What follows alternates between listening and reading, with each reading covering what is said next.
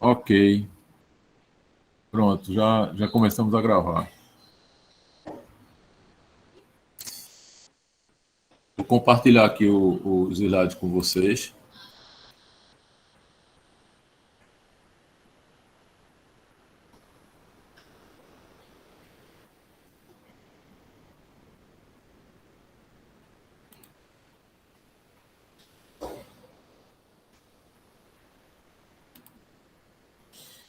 Ok, estão vendo bem aí?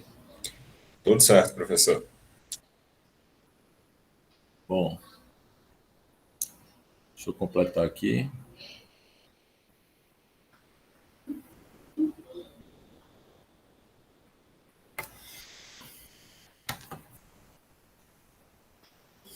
Bom, vamos iniciar a nossa conversa de hoje. Nosso assunto será pericardites. Pericardites. Bom, então, a pericardite, como vocês já ouviram falar, já tiveram alguns comentários sobre essas alterações. Na verdade, a pericardite, ao pé da letra, seria todos aqueles processos infecciosos que atingem o pericárdio. Então, o sufixo "it", né, que a gente já conhece, sabe que indica infecção. Então, pericardite é uma infecção dos folhetos pericárdicos, ou melhor, do pericárdio. Para a gente entender melhor como é que isso acontece, a gente vai conversar um pouquinho sobre, vamos dizer assim, a anatomia do pericárdio, né? Então, o pericárdio é uma membrana que reveste o coração e que ela se constitui basicamente de dois folhetos. O folheto que é chamado visceral, que é aquele folheto que está aderido diretamente ao órgão, no caso o coração, né? E que tem uma característica da sua constituição ser de material ceroso e elástico. O outro folheto é o folheto parietal, que é aquele que está mais afastado do órgão, do coração, no caso, e que está em contato com as estruturas vizinhas, por exemplo, pleura, mediastino, pulmão. E esse folheto, o folheto parietal, ele é constituído de um material fibroso e inelástico. Então, essa característica dos dois folhetos é muito importante a gente lembrar, porque nós vamos ver que em algumas doenças do pericárdio, por exemplo, os derrames pericárdio, eles afastam esses dois folhetos. Porque entre o folheto visceral e o folheto parietal existe um espaço virtual, que é o saco pericárdico, né? E esse saco pericárdio, como vocês estão vendo aqui nessa ilustração, esse saco pericárdio ele constitui-se, ele é preenchido por uma quantidade de líquido, que é o líquido pericárdio. Essa quantidade está em torno de 15 a 50 ml. E esse líquido, ele é muito importante porque ele faz com que haja um deslizamento dos folhetos pericárdicos, do pericárdio visceral e do pericárdio parietal, quando acontecem os movimentos cardíacos, isto é, quando acontece a sístole e a diástole. Então, vamos assim antecipar. Por exemplo, se a gente tiver um espessamento do folheto parietal, desse folheto parietal que é fibroso e inelástico, isso é, ele não se distende praticamente. Então, quando a gente tem isso, que a gente vai ver mais na frente, são aquelas situações patológicas que são definidas, que são chamadas de pericardites constrictivas, né? São aquelas que espessam essa região do folheto parietal e aí dificulta o enchimento cardíaco, dificulta a diástole. Mas isso a gente vai ver mais na frente. Então, o saco pericárdio, como nós estávamos comentando, ele tem essa parte do líquido que pode, em algumas situações, ser um líquido ceroso, ser um líquido purulento, ser um líquido citrino, ser um líquido hemorrágico, ser um líquido constituído de células neoplásicas. Enfim, existe uma grande quantidade de substâncias que pode estar presente nesse saco pericárdico, ou melhor, no líquido pericárdio. E uma característica do pericárdio que vocês estão vendo aqui nessa foto da esquerda é que ele atinge os vasos da base, ele não se prolonga lá para cima dos vasos da base, ele é até as regiões mais superiores dos vasos da base. Então, é como que ele se rebatesse ao nível desses vasos para formar exatamente esse saco, que é o saco pericárdico. Então, veja que nessa foto ele envolve uma parte da aorta e uma parte da artéria pulmonar, e aí ele constitui essa membrana que tem várias funções que são importantes para o funcionamento do coração, tá certo? Então, quando acontece alguma modificação, por exemplo, no enchimento cardíaco, por exemplo, a gente vai ter uma relação muito próxima do pericárdio. Então, em relação à anatomia, seriam esses os itens importantes que a gente deveria ter conhecimento. Em relação à função propriamente dita do pericárdio, então, veja, o pericárdio ele tem várias funções, né? Primeiro que ele tem uma função de fixação do coração às estruturas do tórax, né? Então, por exemplo, vocês veem aqui nessa fotografia vários ligamentos do pericárdio que fazem com que esse pericárdio fique fixo. Por exemplo, um ligamento que fixa o pericárdio ao externo, um ligamento externo pericárdio, um ligamento que fixa o pericárdio ao diafragma, um ligamento frênico pericárdio, um ligamento que fixa o pericárdio a própria coluna vertebral, a parte mais posterior, né, os ligamentos vértebros pericárdicos. Enfim, existem várias estruturas que fazem a fixação. Na verdade, essa fixação do pericárdio é para fixar o coração, para impedir que o coração fique, vamos dizer, completamente solto, né? E também o pericárdio, ele funciona como uma barreira protetora. Isto é, todos aqueles processos infecciosos que atingem as regiões do tórax, no caso, como não estávamos comentando, mediastino, pleura, pulmão, esôfago, aorta, etc., eles é como se o pericárdio protegesse a extensão dessas infecções diretamente para o coração. E uma função também muito importante do pericárdio é a regulação da circulação, isto é, a regulação da distensão e a restrição das câmaras cardíacas, isto é, tanto o ventrículo como o átrio. Então, se esse pericárdio ele reveste a parte do átrio e também a parte do ventrículo, tanto do ventrículo direito como do ventrículo esquerdo, ele vai interferir muito na chamada diástole, naquela função de enchimento, naquela função de distensão. Então, é preciso que o pericárdio, o saco pericárdio, tenha uma flexibilidade para que, durante o enchimento cardíaco, durante a diástole, ele facilite essa fase de enchimento ventricular, que é aquela fase de enchimento ventricular rápida que acontece na diástole, e isso permite que haja uma diástole e, consequentemente, uma sístole eficaz. Então, todas essas pressões que acontecem no saco pericárdio, elas se transmitem diretamente para o coração. Isso é uma coisa importante, porque a gente vai ver que tanto o ventrículo direito como o ventrículo esquerdo, principalmente o ventrículo direito, ele sofre uma pressão, vamos dizer assim, daquele líquido que permanece dentro do saco pericárdico, né? Aquele líquido que facilita o deslizamento dos folhetos. Então, essa interdependência do ventrículo com o enchimento ventricular e, consequentemente, com a função sistólica, porque o coração só tem uma função sistólica adequada se ele se encher adequadamente. Se o seu enchimento for fisiológico, se o seu enchimento for normal, a gente tem uma sístole eficaz, né? Então, o pericárdio tem essa outra função, que é a função de interferir diretamente na circulação.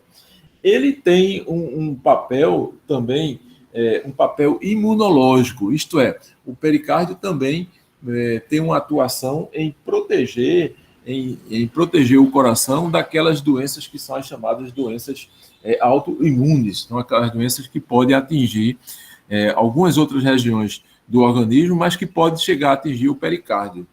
Estão ouvindo bem? Sim, professor. Sim, estamos sim. Tranquilo. Então, vamos continuando. Então, depois da gente ter visto essas alterações relacionadas com a anatomia, relacionada com a fisiologia do pericárdio, nós vamos entrar mais especificamente nas doenças do pericárdio, que, como nós comentamos no início, são as chamadas pericardites, são as pericardites agudas, não? Então, a pericardite, na realidade, ela é uma doença que atinge o pericárdio por um processo inflamatório. E, então, aqui nós listamos as várias causas que nós temos que vão levar a um quadro de pericardite aguda. A pericardite aguda, ela pode ser provocada por uma causa primária, isto é, diretamente relacionada com o pericárdio. Vocês estão vendo aqui um coração ao lado, um comprometimento do folheto pericárdico, cheio de reações inflamatórias, processos inflamatórios, processos hemorrágicos, ou então o pericárdio pode ter doenças que são chamadas causas secundárias, ou doenças sistêmicas que estão repercutindo no pericárdio. Então, por exemplo, se a gente tiver uma doença do tecido conjuntivo, por exemplo, a artrite reumatoide, o lúpus eritematoso sistêmico, as pericardites nodosas, tá certo? São doenças do conjuntivo que vão atingir o pericárdio. A gente pode ter o pericárdio acometido por infecção, por um processo infeccioso, pelos micro-organismos. E aqui a gente tem uma imensidão de causas ditas infecciosas. Aí temos as causas bacterianas, os fungos, a tuberculose, as causas virais e os parasitas. Desses micro-organismos todos, a pericardite infecciosa que a gente mais frequentemente vê na prática é a chamada pericardite viral, né? É o vírus que provoca os maiores quadros de pericardites agudas. E dentre esses processos virais, nós temos vários tipos de vírus: o vírus influenza, o vírus citomegalovírus, o vírus do HIV, o vírus da varicela, o ecovírus, o coxsackie vírus, né? E também até mesmo, no caso mais frequente, nós temos o vírus da Covid-19, né? Que pode também atingir o pericárdio e levar a um quadro de pericardite viral, né? Nós temos também as bactérias, e nas bactérias, sem dúvida, a que chama mais atenção, que tem uma maior incidência nas doenças do pericárdio, é a tuberculose. É a tuberculose que pode atingir diretamente o pericárdio e levar a um tipo de pericardite. Nós temos as pericardites fúngicas, são aquelas provocadas por cândida, histoplasma, por exemplo, e tem as pericardites mais raras, por micro-organismo parasitário, que são as pericardites, não é muito frequente, são as pericardites causadas pelo toxoplasma, por exemplo. Do ponto de vista não infeccioso, saindo desse grupo das pericardites infecciosas, a gente tem as pericardites que são provocadas, por exemplo, por doenças metabólicas. Por exemplo, muito comum, nós temos a pericardite urêmica, aquela pericardite que aparece no paciente renal crônico, no paciente que tem doença renal crônica, né? Tem a pericardite traumática, aquela que aparece por um trauma torácico, tanto um trauma torácico fechado ou aberto do tórax, e também a pericardite traumática, que é provocada após um procedimento cirúrgico no coração. Por exemplo, uma revascularização miocárdio, após a abertura do pericárdio, a pericardiotomia, né? Pós-trauma, até mesmo pós-infarto agudo do miocárdio, nós teríamos as pericardites mais relacionadas com a cirurgia, né?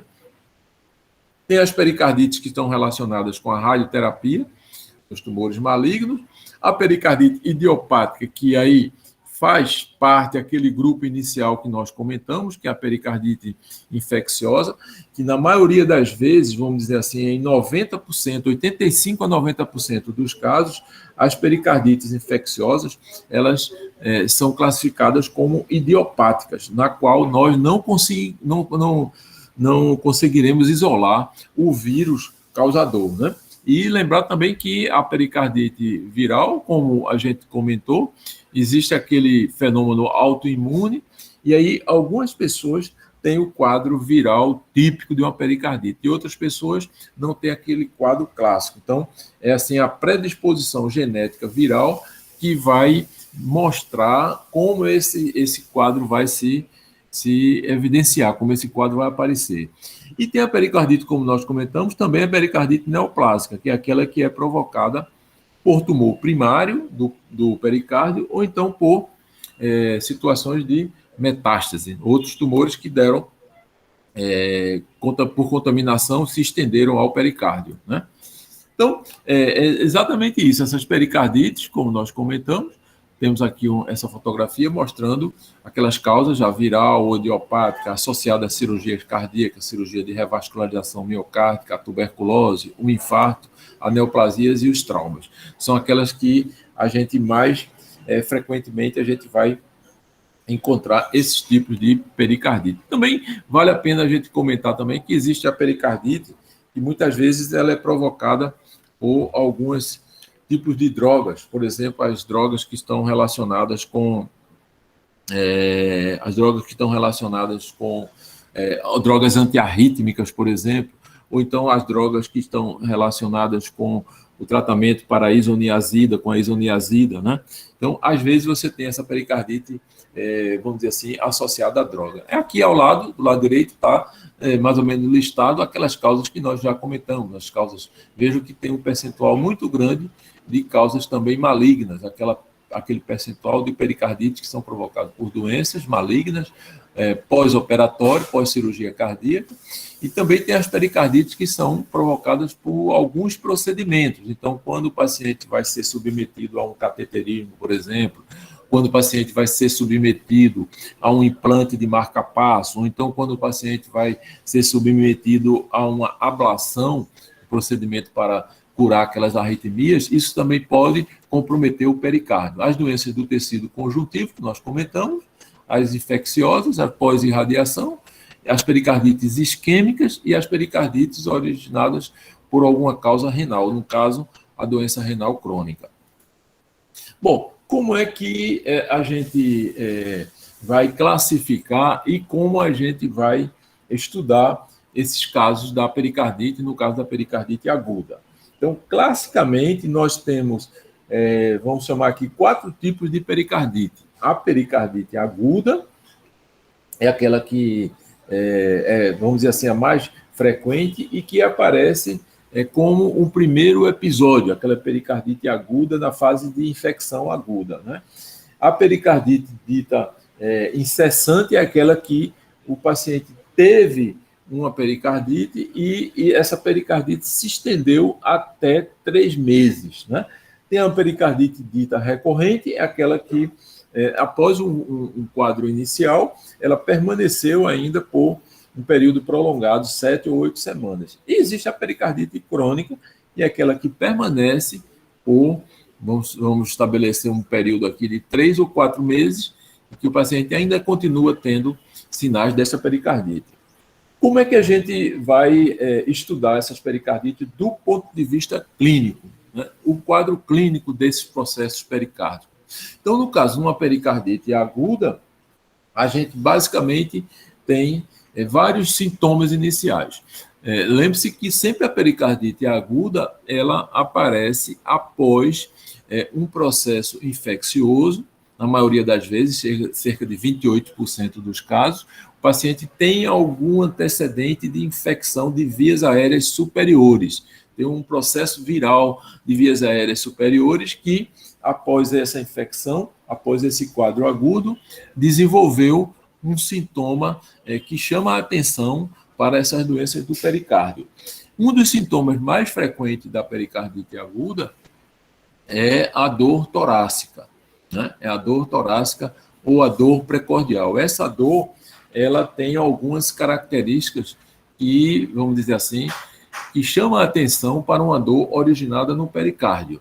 Então, por exemplo, essa dor precordial, ela é contínua, ela piora com a inspiração, com a respiração, que é aquela dor que a gente chama dor tipo pleurítica, com a respiração e com a tosse, e habitualmente ela aumenta com o decúbito horizontal e alivia ou diminui a sua intensidade quando o paciente flete o tórax para frente. É a chamada prece maometana.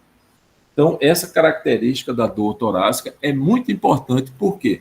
Porque na emergência, nos quadros de emergências cardiológicas, nós vamos ter muito esse paciente com o sintoma dor no peito. E aí a gente precisa, vamos dizer assim, estratificar essa dor torácica para a gente saber exatamente qual seria o processo que está instalado ali para desenvolver aquela dor. Sabemos que, vamos dizer assim, com muita frequência, essas dores torácicas na emergência, elas são produzidas por cardiopatias isquêmicas, ou melhor, angina do peito, infarto agudo do miocárdio. E vocês já devem ter visto aí anteriormente aquela classificação típica da dor torácica, aquela dor que nós chamamos de dor torácica tipo A, tipo B, tipo C ou tipo D, né? Se essa dor tem alguma característica que chama atenção para uma cardiopatia isquêmica ou não.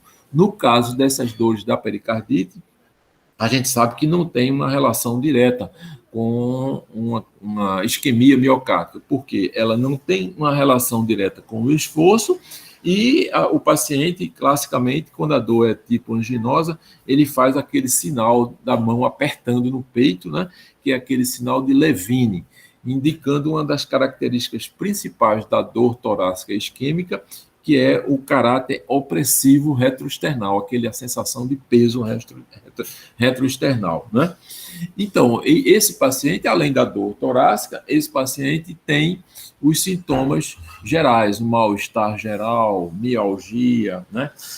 Astenia, fraqueza, e aí, claro, que pode aparecer também o sintoma febre, né? A febre também pode estar presente nesses quadros infecciosos agudos. Na realidade, aparece a dor torácica com os pródromos de uma infecção viral, das síndromes prodrômicas, né? Outra característica importante da dor torácica precordial relacionada com a pericardite é que ela tem uma irradiação especificamente para o membro superior e para o trapézio, para o músculo trapézio. E isso chama muito a atenção quando o paciente vem com essa característica, vem com essa dor, principalmente irradiando para o trapézio, né? Que é aquela dor mais clássica da pericardite. Né? Outro achado importante para a gente diagnosticar a pericardite é a presença do atrito pericárdico. Né? O atrito pericárdico é um som que nós identificamos quando existe um espessamento entre os dois folhetos pericárdicos e que não acontece aquela função de deslizamento dos dois folhetos. Porque, por exemplo, vamos supor que um paciente tem, além daquele que nós falamos no início, daqueles 15 ou 50 ml de líquido pericárdio, esse paciente tem, por exemplo, 200 ml de líquido pericárdio. Então, esse líquido pericárdio vai afastar os folhetos pericárdicos e aí você não vai ter o atrito, apesar de a gente encontrar o aparecimento do derrame pericárdico, que é uma situação que aparece nos casos de pericardite aguda. Mas um sinal muito importante é o atrito pericárdico, é aquele som que nós vamos auscultar, melhor quando o paciente flete o tórax para frente, né? Esse atrito pericárdico ele está presente em cerca de 85% das pericardites agudas, por exemplo, né? E ele tem uma característica em relação ao ciclo cardíaco, que ele aparece tanto na sístole como na diástole. Ele preenche aquele espaço tanto sistólico como diastólico, né? E tem aquela sensação, dá aquela sensação de a gente estar ouvindo uma coraça de couro se atritando, um papel grosso se atritando um contra o outro, né? Isso chama muito a atenção. Agora, como nós comentamos, 85% aparece o atrito, mas o atrito não significa obrigatoriamente ele está presente nas pericardites. Ele pode estar ausente e o paciente ter um quadro típico clássico de pericardite. Isto é, o atrito pericárdico ele é inconstante. Tem momentos que você não ausculta e tem momentos que você ausculta. Então, por isso, é importante a gente estar sempre obedecendo aquela rotina de, no dia a dia, a gente estabelecer a evolução do paciente. E é claro que o sintoma dor torácica, o atrito pericárdico, o aparecimento do derrame pericárdico e também, como vamos ver adiante, as alterações eletrocardiográficas, é que tudo em conjunto leva ao diagnóstico da pericardite. Mas desses 4 achados, da dor torácica, do atrito pericárdico, das alterações no eletro e do derrame pericárdico, se nós preenchemos 2 requisitos desses 4, isso já, vamos dizer assim, já se enquadra num quadro de pericardite, dita pericardite aguda, tá certo? Professor, bom, pois não.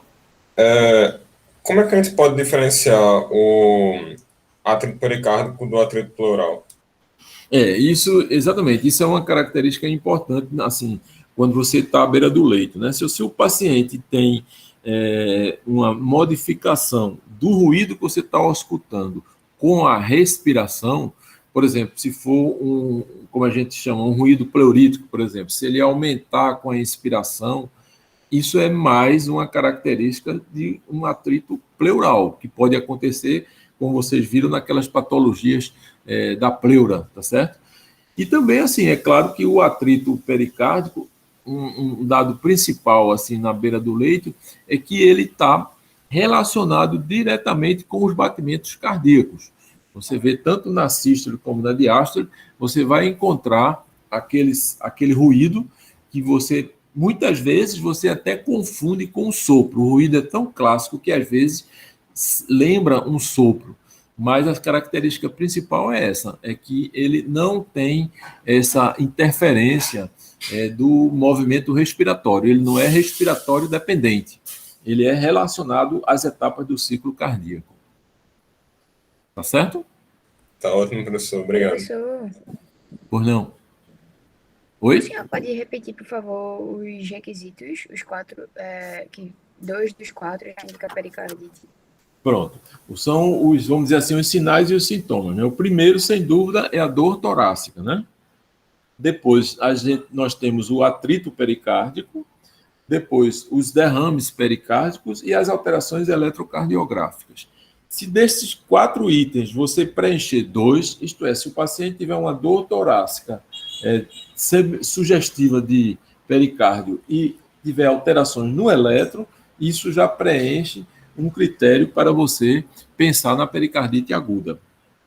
Tá certo? E vice-versa, se você tiver uma alteração clínica, dor torácica, com um derrame pericárdico associado, isso também vai ajudar você no diagnóstico, faz com que você pense mais frequentemente nesse diagnóstico.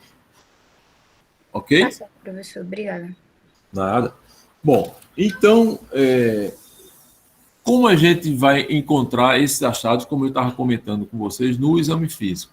Então, um dos achados principais no exame físico, que você vai encontrar do precórdio, né, vamos dizer, inspeção e palpação do precórdio e ausculta, nós temos o atrito pericárdico, claro que dependendo se essa pericardite tem ou não um derrame pericárdico, certo? Se está associado com derrame pericárdico, quando a gente fala em derrame pericárdico, a gente caracteriza como um aumento além de 50 ml lá no saco pericárdico. Naquele saco pericárdico você tem 50 ou 100 ml, isso já caracterizaria um derrame pericárdico. E é lógico que esse derrame pericárdico iria provocar um abafamento das bulhas, né? As bulhas estariam hipofonéticas. Por quê? Quando você fosse auscultar o paciente, você teria a interferência do líquido pericárdico ali no saco pericárdico, envolvendo todo o coração, e aí, consequentemente,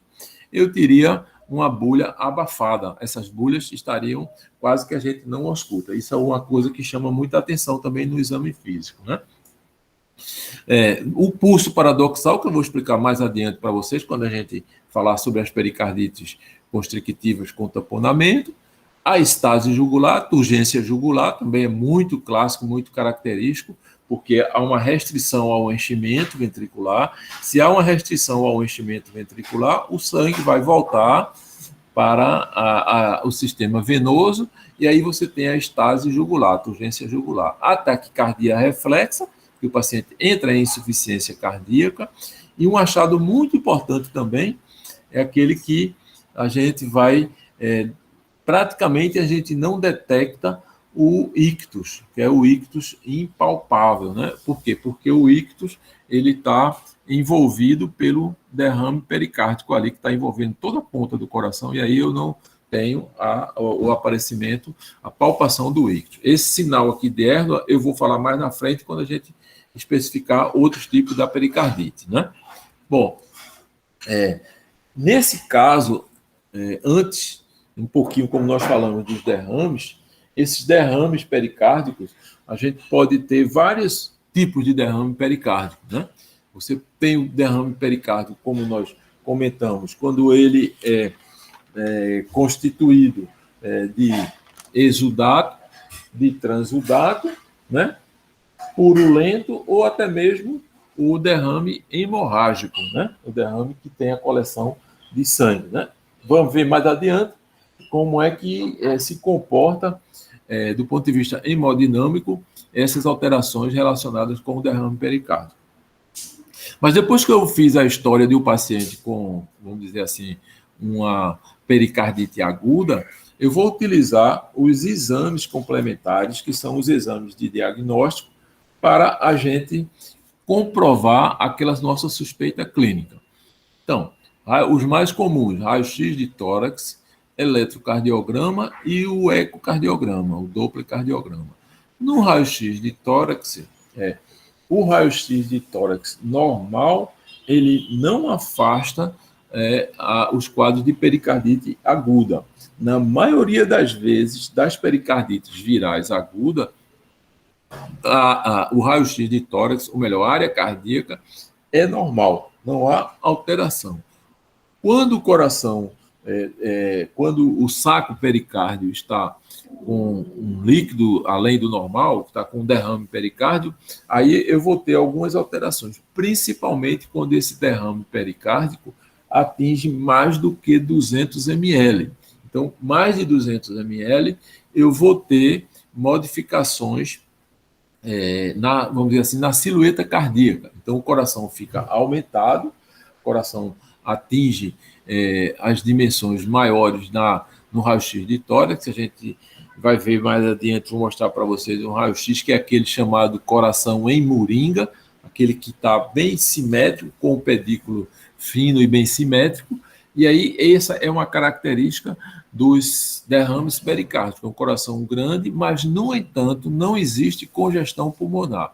Isso já diferencia aquela área cardíaca aumentada por insuficiência cardíaca, que, nesse caso, nós teríamos as insuficiências cardíacas com congestão pulmonar. Então, coração aumentado, mas sem congestão pulmonar, por conta mais do derrame pericárdico, né? Nós temos também as alterações eletrocardiográficas, né? Que são as alterações que nós encontraremos semelhante às da pericardite, né? Como é que acontece essa alteração? Essa alteração acontece inicialmente por conta do derrame pericárdico. O que é que eu vou ter? Eu vou ter uma dificuldade da captação dos potenciais elétricos ali durante a minha realização do eletrocardiograma. Então, eu vou ter aquele meio dielétrico, aquele meio isolante entre a superfície cardíaca e as alterações da captação do elétron. Então, o eletrocardiograma vai me chamar a atenção, porque todos os potenciais, todos os traçados do complexo QRS, eles vão estar com sua voltagem diminuída, eles vão estar com sua amplitude diminuída. Isso chama muito a atenção, isso é uma baixa voltagem no eletrocardiograma, no plano frontal e no plano horizontal. Isso faz chamar a atenção que existe alguma dificuldade na captação daquele potencial, e no caso, quando a gente tem o aparecimento dos derrames pericárdicos, né? E, classicamente, as alterações eletrocardiográficas, elas podem aparecer dependendo da fase da pericardite. mas eu vou mostrar para vocês adiante um eletrocardiograma.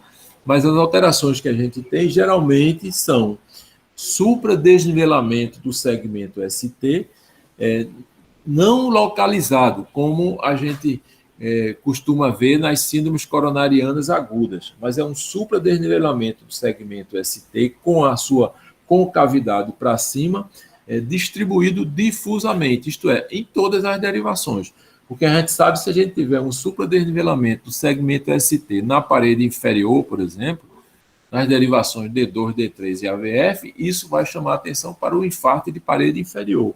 Mas nos casos da pericardite, não. Na pericardite, você tem uma alteração do segmento ST em todas as derivações, né? Em todas as derivações, tanto as do plano frontal quanto as do plano horizontal, né? Um supra, exceto em algumas derivações, duas derivações vão citar aqui, que não aparece supra de ST, que é na derivação AVR, que vai aparecer infra, e na derivação V1. Mas em todas as outras, se você encontrar esse supra de ST, isso é característico da pericardite aguda, né? Também tem, claro, alterações da onda T, né? A onda T, ela torna-se negativa, né? E aqui é um achado importante, porque se você vê um eletrocardiograma que você tem supradesnivelamento do segmento ST, com a concavidade para cima, em todas as derivações, tá certo? E com a onda T negativa, isso chama atenção para os quadros de pericardite, certo? Então, Professor, ST... Oi, pois não.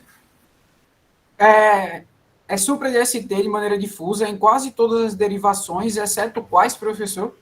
AVR e V1. AVR e V1. Obrigado, professor. É porque em AVR, o traçado normal do eletrocardiograma, ele não consegue ficar com supra de ST. O traçado já é mais para infra de ST, entendeu? Então, por isso que ele não aparece na derivação AVR e na derivação V1. Certo? Obrigado, professor. Bom, então, outra coisa que a gente vai encontrar também no eletrocardiograma, vocês vão ver comentário, é sobre a alternância elétrica. O que é isso, alternância elétrica? Alternância elétrica é um complexo QRS positivo e outro complexo QRS negativo. Um positivo e o negativo. Um positivo e o negativo. Um positivo e o negativo. Por que acontece isso? Porque, veja, é uma alteração que chama mais atenção naqueles casos de grandes derrames pericárdicos, né? Porque o coração, quando ele está envolto por uma grande quantidade de líquido pericárdico, ele fica estabelecendo um movimento alternativo. Ele muda a sua direção da despolarização, ele muda a sua direção do estímulo cardíaco. Então, um fica mais para cima, positivo, e outro fica mais para baixo, negativo. É o que vocês vão ouvir falar aí do swing heart, quer dizer, a dança do coração, nos casos que você tem alternâncias elétricas com grandes derrames pericárdicos. É uma alteração que a gente também deve chamar a nossa atenção. É a mudança da polaridade do eixo elétrico no QRS, porque o coração fica dançando dentro daquele líquido pericárdico, dentro do derrame pericárdico, certo? Então, mas a mais frequente nas pericardites agudas são aquelas alterações do segmento ST e da onda T. Em algumas situações eu posso ter também infradesnivelamento do segmento PR. Lembra daquele segmento PR? Aquela distância entre o início da onda P e o complexo QRS. Quando esse segmento PR está infradesnivelado, chama também a atenção para o diagnóstico das pericardites. Ok? O dopplercardiograma, o ecocardiograma, também é um exame muito importante para você diagnosticar as doenças do pericárdio, né?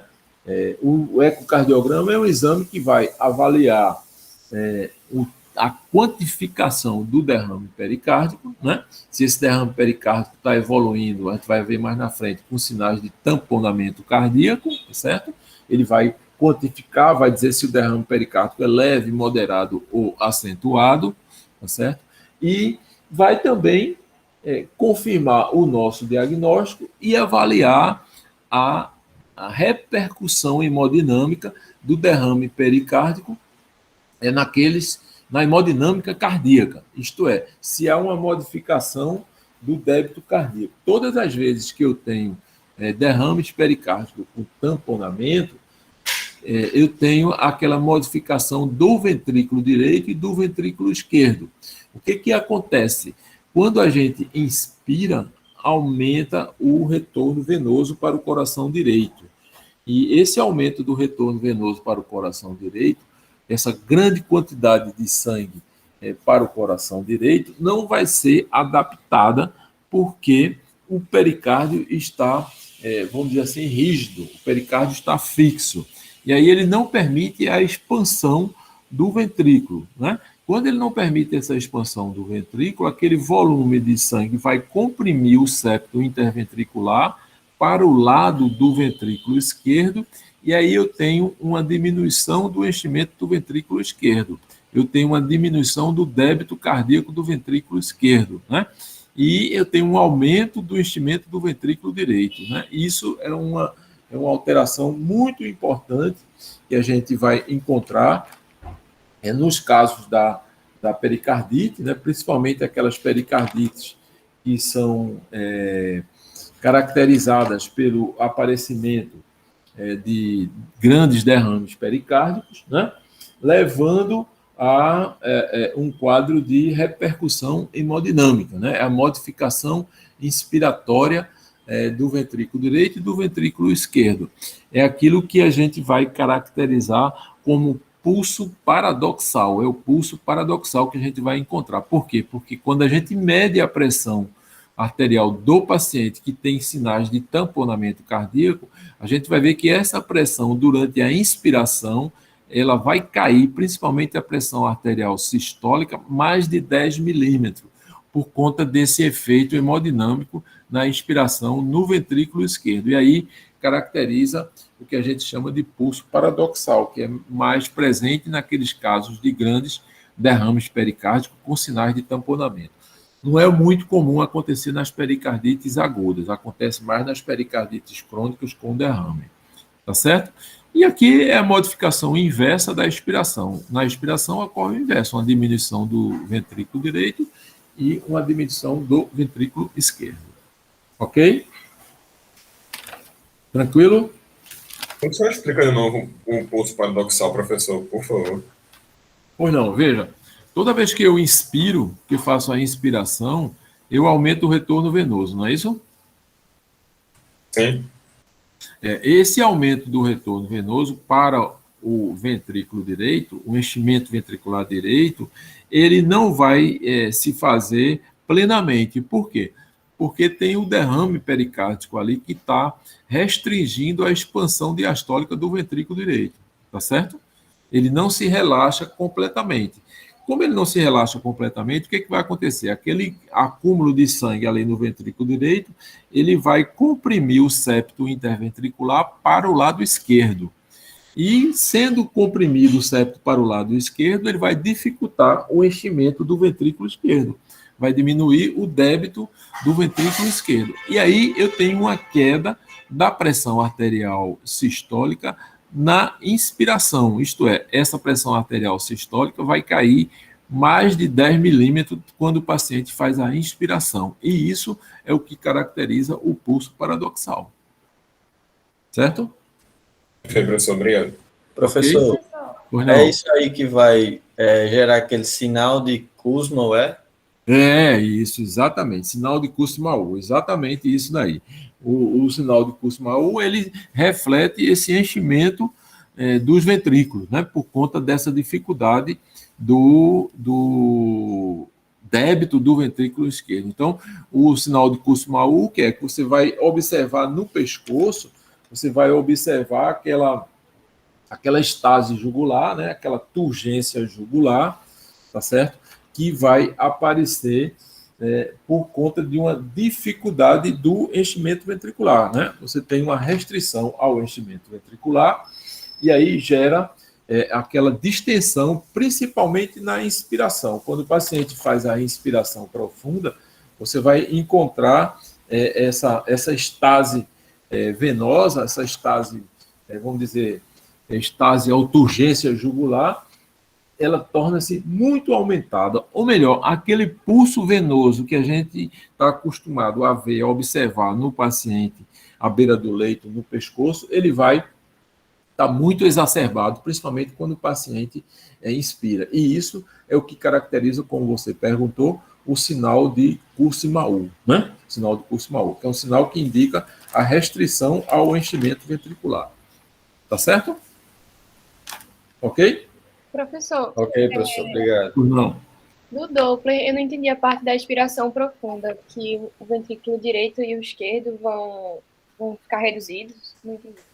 Porque, veja bem, toda manobra inspiratória, que é aquela manobra que a gente usa para detectar as alterações do coração direito, que, em outras palavras, reflete aquela chamada manobra de Rivero-Carvalho, quando a gente faz a inspiração, a gente aumenta o retorno venoso para o lado direito. E quando a gente faz a expiração, isso volta ao normal.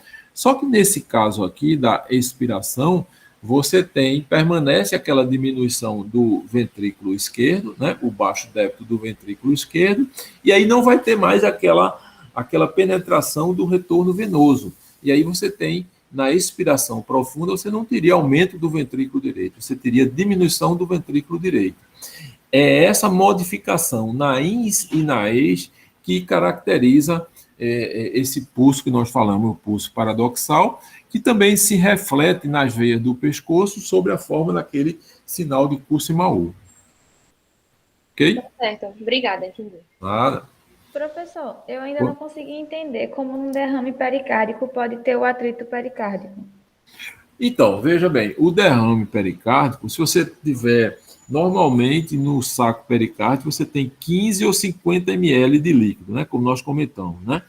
Vamos supor que eu tenha 100 ml de líquido. Esse 100 ml de líquido, ele ainda não foi, vamos dizer assim, suficiente para afastar os folhetos pericárdio visceral e o folheto pericárdio parietal. Mas imagina se você tiver 1 litro de líquido no pericárdio, né, no saco pericárdio. Aí você vai ter um afastamento completo dos folhetos visceral e parietal. E isso, a aproximação do folheto visceral e do folheto parietal é que gera o atrito pericárdico. Então, nessas pericardites que tem um derrame, vamos dizer assim, volumoso, ela gera uma diminuição do atrito pericárdico. E nas pericardites que tem pouco derrame, por exemplo, que são nas pericardites agudas que nós comentamos, o atrito pericárdico permanece audível. Nós conseguimos ouvir bem o atrito pericárdico. Nos casos dos grandes derrames, não. Praticamente a gente não ouve o atrito pericárdico, porque imagina, você não vai ouvir nem as bulhas, nem tampouco vai ouvir o atrito pericárdico por conta desse derrame pericárdico que está, vamos dizer assim, com sua quantificação bem elevada, né? São os derrames pericárdicos severos. Ok? Entendi, professor. Obrigada. Então, assim, não espere, como eu disse, 85% dos casos você tem um atrito pericárdico, mas tem esses 15% restantes que o paciente tem pericardite, mas não tem o atrito pericárdico. Tá certo? Sim, deu para entender. Bom, vamos em frente. Então, aqui é só para mostrar esse raio-x de tórax. Você vê, o foco não está muito bom, mas não interessa o foco. Interessa aqui que vocês estão detectando que esse paciente tem uma área cardíaca normal, o índice cardiotorácico desse paciente estaria normal, e se eu comparar com esse raio-x desse paciente, 3 dias após ele desenvolver um quadro de uma pericardite aguda, vocês notam que a silhueta cardíaca está bem aumentada, tá certo? É como se o coração crescesse de uma maneira simétrica para o lado direito e para o lado esquerdo. E isso aí gera aquele aspecto que nós comentamos inicialmente, que seriam aquelas imagens radiográficas que lembram o coração em moringa, tá certo? Que é esse coração simétrico de um lado e do outro. E que, na maioria das vezes, você não tem congestão pulmonar. Por quê? Porque é uma insuficiência cardíaca restritiva, né? Você não está aumentando a quantidade de sangue para o pulmão, você está diminuindo. Então, raio-x de tórax com aumento global da área cardíaca, simétrico, com hipofluxo pulmonar, coração em moringa, característica das pericardites com derrame pericárdico, no mínimo derrame pericárdico moderado a acentuado. Ok?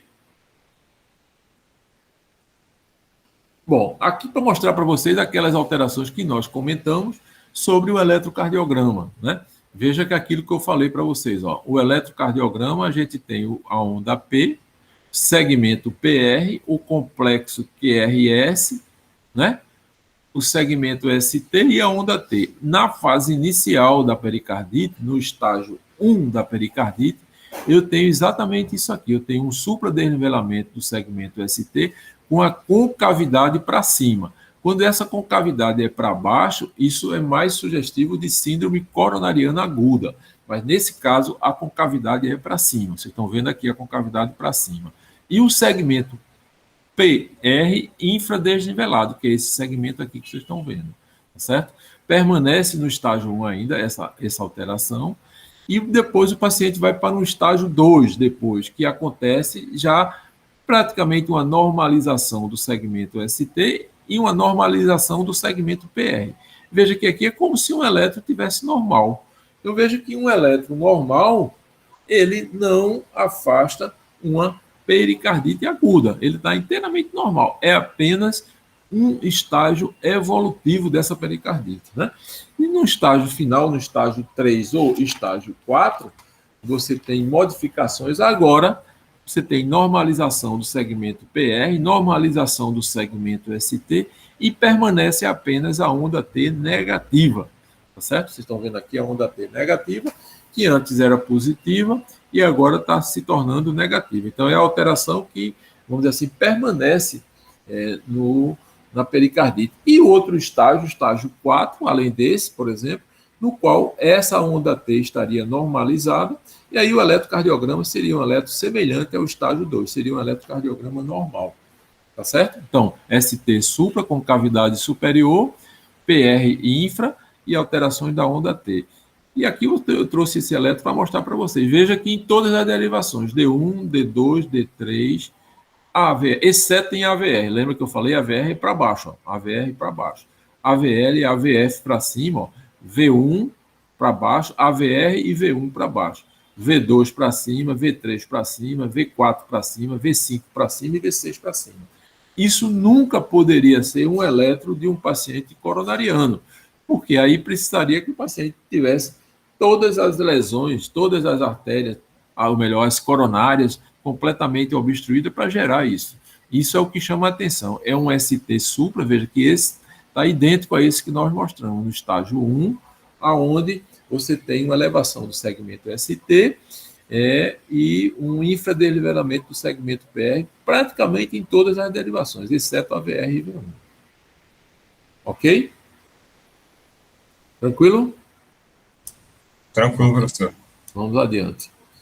Bom, dos exames complementares, nós realizamos o eletrocardiograma, realizamos o raio-x de tórax e agora o ecocardiograma, tá certo? Nos casos da pericardite aguda. O ecocardiograma é aquele exame que vocês já ouviram comentar, que nós falamos, que é um ultrassom do coração. Aqui está um corte, um corte paraesternal, que a gente chama, que mostra o ventrículo direito, o ventrículo esquerdo, o átrio esquerdo e a aorta. E veja que aqui os folhetos pericárdicos estão todos, vamos dizer assim, aderidos, não aderidos, mas juntinho um do outro, tá certo? Que é o pericárdio visceral, que é o epicárdio, e o pericárdio parietal, que é aquele pericárdio fibroso que nós comentamos. Não há nenhuma separação entre esses dois folhetos. No máximo, uma separação discreta, pequena, mas que não dá para a gente perceber nesse corte aqui do ecocardiograma. Se nós formos olhar esse corte aqui, nós vemos a mesma situação, o átrio esquerdo, a aorta, o ventrículo esquerdo. E note que depois, nessa parede do ventrículo aqui, existe esse espaço preto aqui, tá vendo? Posterior. Esse espaço preto, porque tudo que é preto nos ultrassons ou no ecocardiograma significa líquido. Então, você vê que houve um acúmulo de líquido aqui, tanto no pericárdio como no espaço pleural também. Está aqui, ó. Então, diferente dessa fotografia em que eu tenho não tenho a separação entre os folhetos pericárdios, eu tenho uma contiguidade dos folhetos pericárdios e aqui eu tenho já uma separação. É como se aqui fosse o epicárdio, o pericárdio visceral, e aqui fosse o pericárdio parietal. E entre eles existe esse espaço, né? Inclusive, esse espaço, a gente mede o tamanho desse espaço para a gente quantificar se o derrame é leve, moderado ou acentuado. Tá certo? Isso aqui está bem nítido, é bem tranquilo você detectar o aparecimento desse derrame pericárdico, a não ser que o derrame fosse muito pequeno e não aparecesse no ecocardiograma. Mas um derrame dessa magnitude aqui, ele já se evidencia claramente. Então, o ecocardiograma serve para avaliar os derrames, se ele é leve, moderado ou grave, confirma o diagnóstico, avalia o comprometimento hemodinâmico, né? E também muito importante, porque do ecocardiograma a gente vai ter um cálculo lá, que vocês já ouviram comentar, que é a fração de ejeção, tá certo? E nessa fração de ejeção, quando ela atinge valores, o normal seria acima de 55%, 55%, 56% até 70%, 75%, significa que não há comprometimento da contratilidade, né? A função contrátil do coração está normal. E isso é o que aparece na pericardite. O paciente tem uma função sistólica normal, mas tem uma função diastólica alterada por conta da restrição ao enchimento, por conta do derrame pericárdico. Certo? Tranquilo? Tranquilo, professor. Bom, pronto. Então, quando a gente já realizou aqueles exames, os exames mais dirigidos para a parte cardiológica, eu vou utilizar também alguns exames laboratoriais da pericardite, tá certo?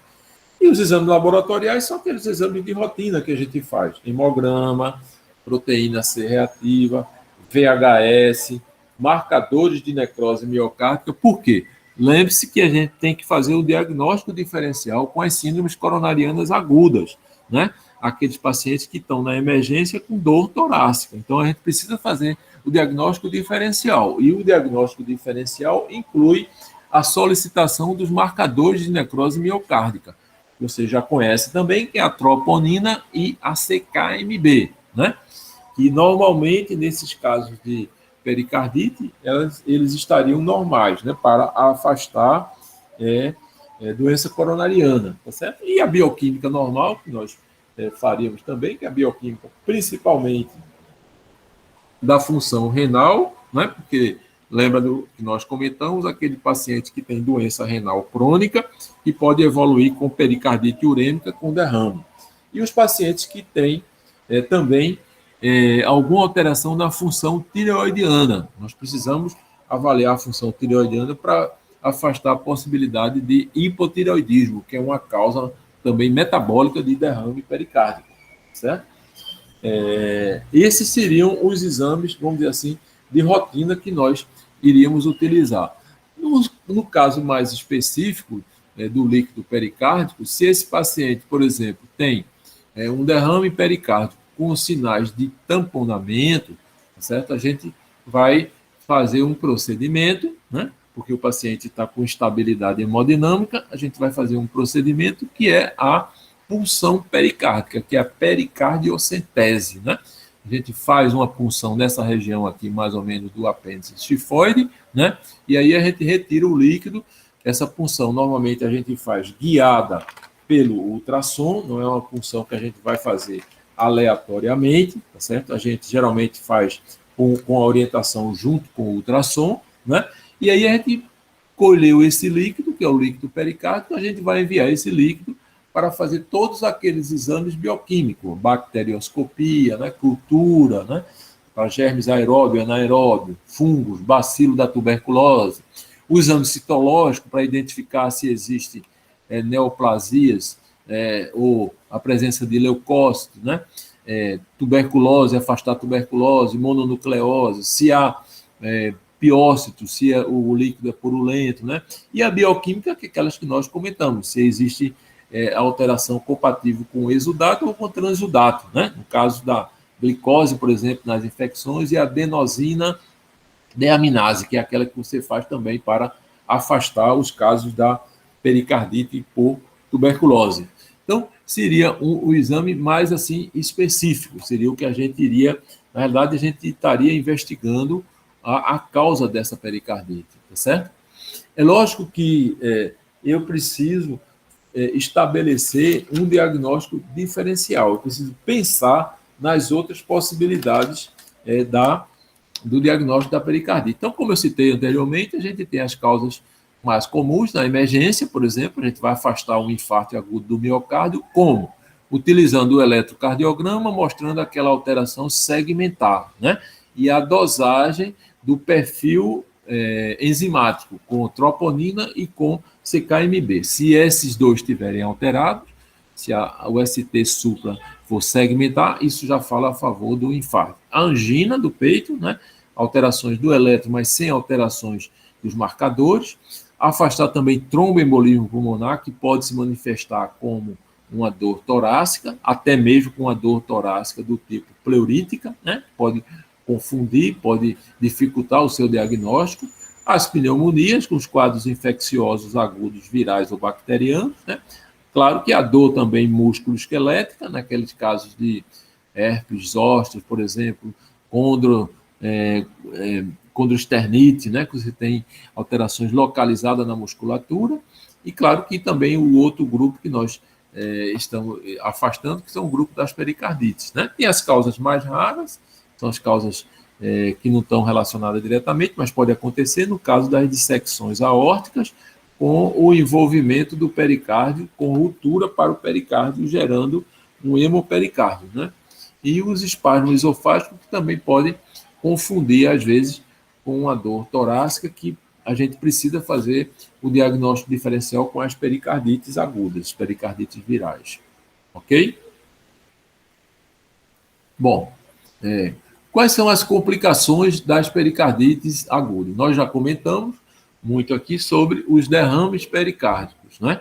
São as complicações, uma das complicações da pericardite aguda é o aparecimento do derrame pericárdico, né? Esse derrame pericárdico, ele se manifesta no raio-x de tórax, como eu comentei com vocês, aquele coração que tem o pedículo pequeno, não tem congestão pulmonar, não tem circulação pulmonar congesta, e tem um aumento muito grande da área cardíaca, um aumento importante da área cardíaca, estabelecendo um coração do tipo moringa, aquele coração que eu comentei com vocês, aquele que você tem um aumento simétrico das câmaras cardíacas. Se você vê um raio-x desse tipo, com coração de moringa, até que prove o contrário, você tem que suspeitar de derrame pericárdico, você tem que suspeitar de grandes derrames pericárdio, moderado ou acentuado. Então, uma das complicações da pericardite é o aparecimento do derrame pericárdico.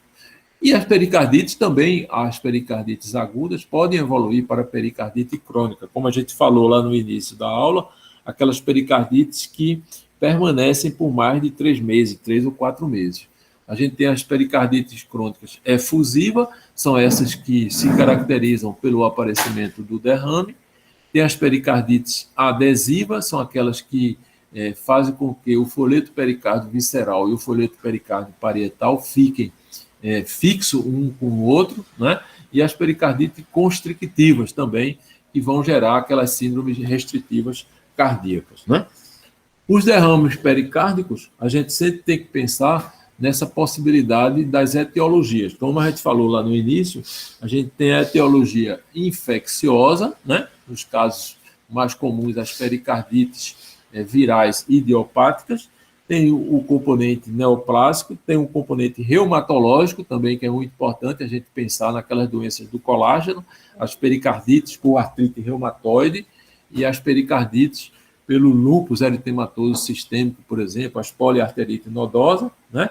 As doenças metabólicas e as dissecções aórticas, né? Então, como nós comentamos, quantificar o derrame A gente praticamente vai fazer isso juntando, né, os 3 exames principais, o eletro, o raio-x e o ecocardiograma, né? Que aí a gente vai caracterizar se esse derrame é um derrame de pequenas proporções ou não. Mas não só a proporção, a quantificação do derrame é importante, mas também o início do derrame, como foi coletado esse líquido. Se o início do derrame foi um início agudo, por exemplo, isso é, menos de uma semana, 4 ou 5 dias, por exemplo, ou então se esse início desse derrame ou a evolução desse derrame foi uma evolução subaguda, até 2 ou 3 meses, ou então se for um derrame crônico, acima de 3 meses.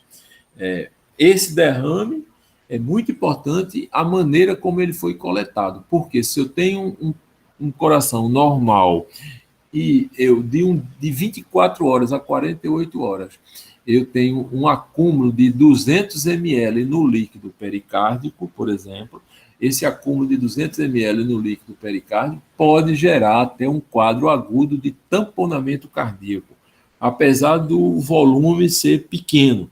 Por quê? Porque foi o modo como iniciou essa coleção do líquido. O coração não estava adaptado, o saco pericárdico não estava adaptado, e aí eu tenho um desenvolvimento de uma síndrome restritiva do tipo tamponamento cardíaco.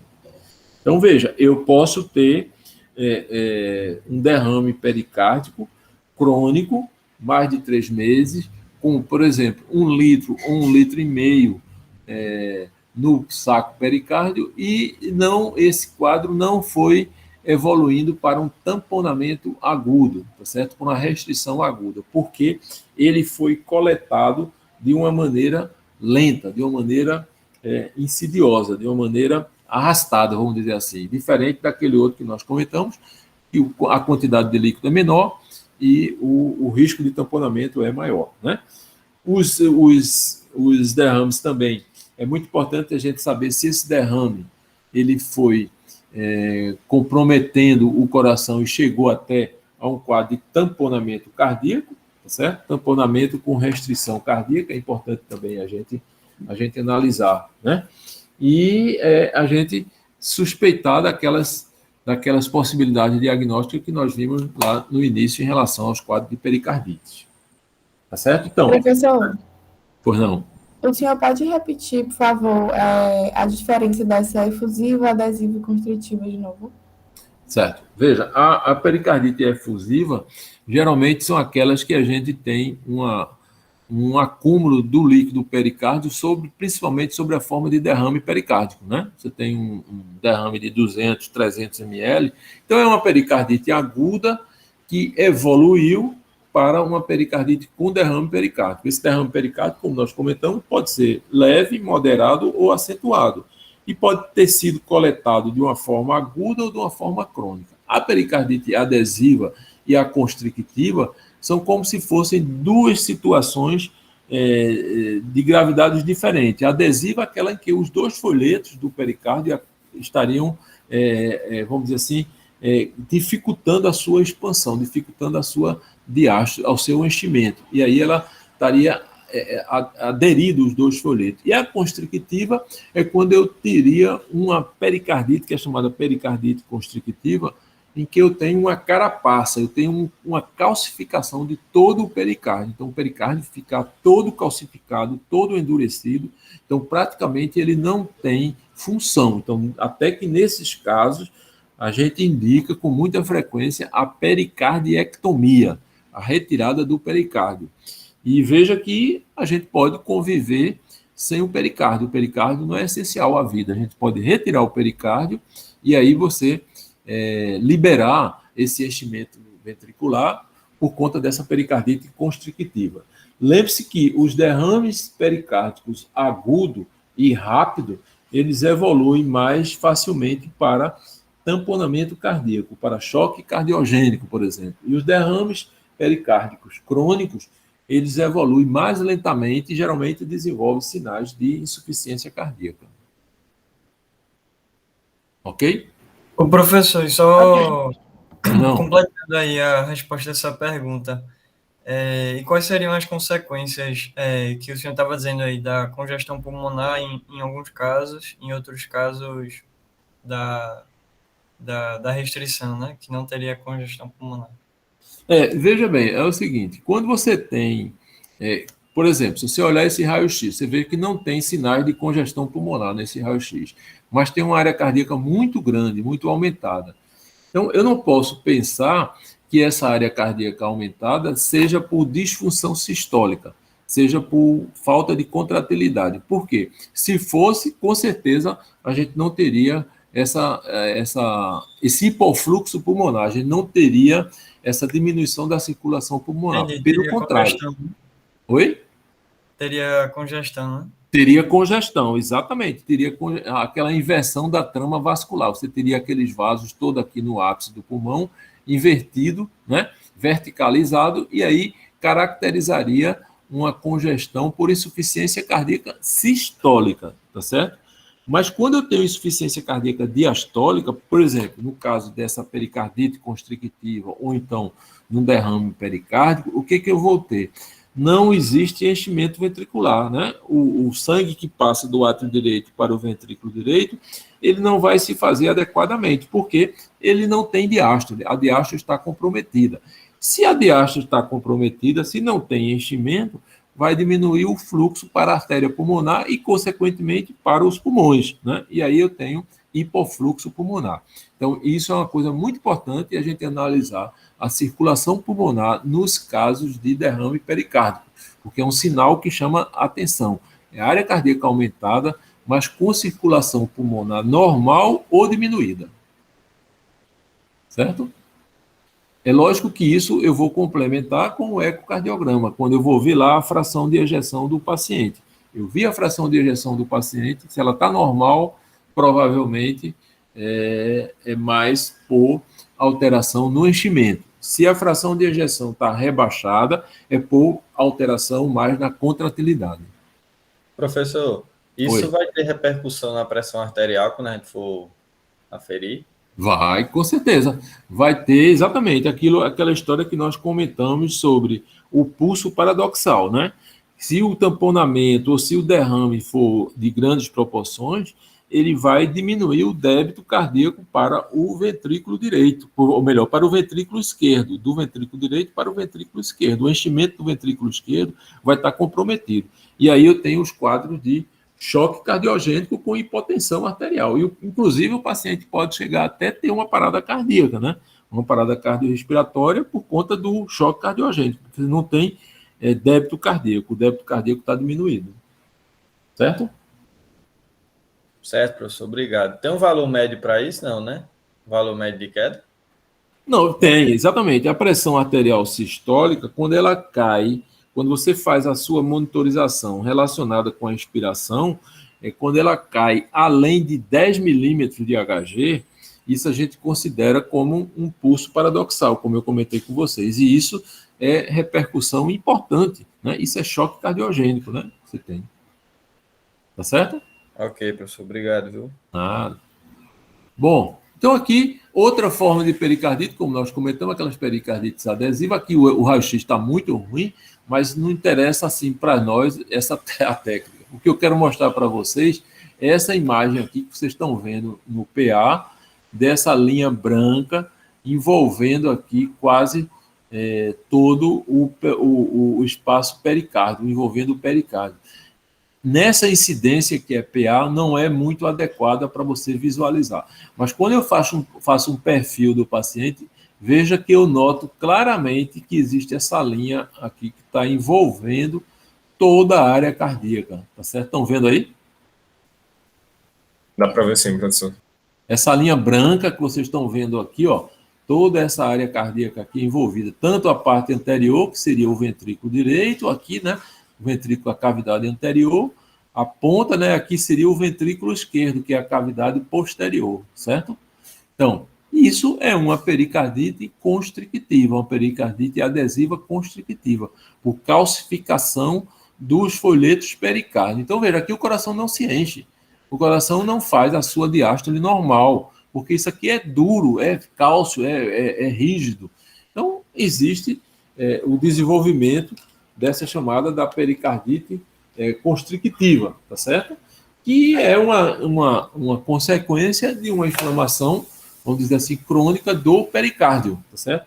Inclusive, você tem aqui também um derrame pleural associado, ó, mas o que eu quero chamar a atenção é só disso daqui, é só dessa carapaça aqui que está envolvendo o pericárdio. Então, o pericárdio fica espessado, calcificado, tem restrição ao enchimento diastólico, né? Isso vai diminuir o volume sistólico, vai diminuir o débito cardíaco. Se você perguntar a mim, professor, o que é que causa isso? Qual é a causa mais frequente?